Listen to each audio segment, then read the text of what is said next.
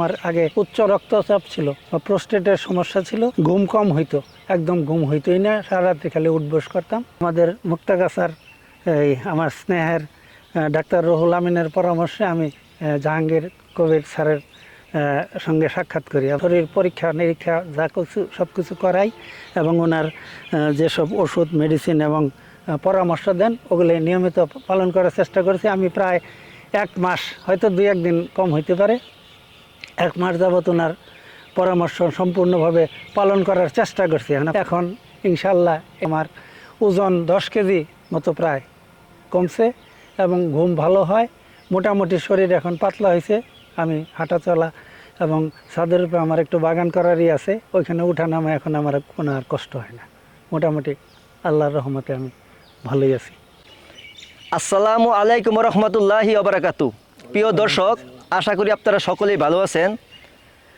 আজকে আপনাদের সামনে আমাদের ফিরে আসার গল্প অনুষ্ঠানে আমাদের শ্রদ্ধেয় চাচা মোহাম্মদ আলহাজ আব্দুল আজিজ, তিনি আমাদের নিয়ম ফলো করে সুস্থ হয়েছেন।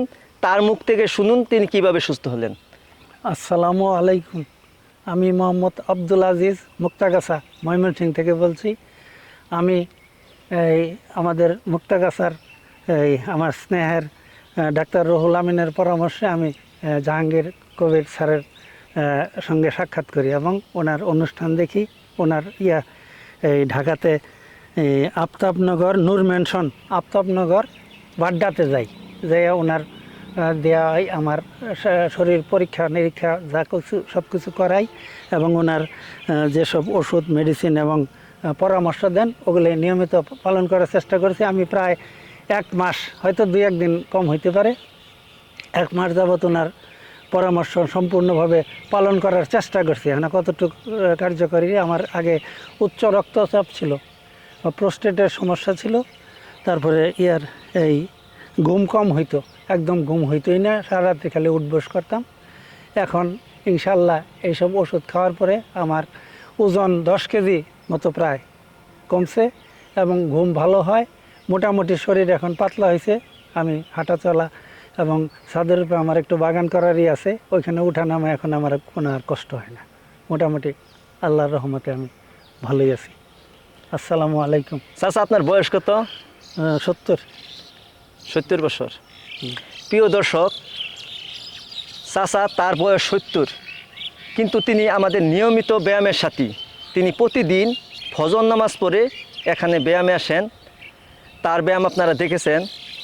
তিনি এই ব্যায়ামের ফলে এবং আমাদের লাইফস্টাইলগুলো মেনে তিনি এখন পুরোপুরি সুস্থ। তার আগে উচ্চ রক্তচাপ ছিল, তার আগে ঠিকমতো ঘুম হইতো না, তার চলাফেরা কষ্ট ছিল।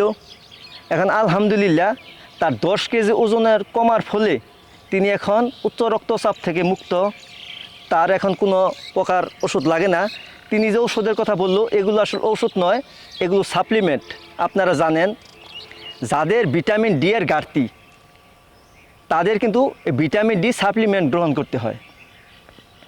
তিনি ভিটামিন ডি সাপ্লিমেন্ট প্রতি সপ্তাহে 1টি করে খেয়ে যাচ্ছেন। তিনি 10 সপ্তাহে 10টা খাবেন। আপনি যে ভিটামিন ডি পরীক্ষা করেছিলেন, আপনার ভিটামিন ডি কত ছিল? 35 না, কত দিন ভিটামিন ডি ছিল তার 35।